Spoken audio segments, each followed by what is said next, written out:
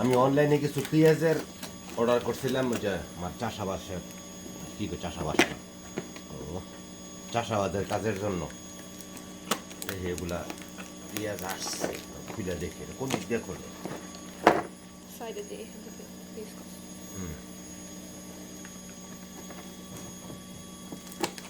দেখি।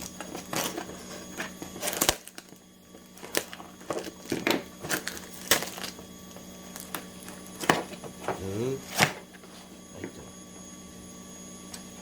দেখা যাক।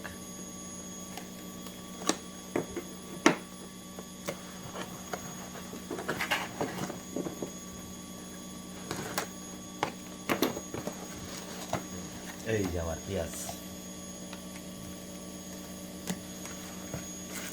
এগুলো লাগাবো ক্ষেতের মধ্যে।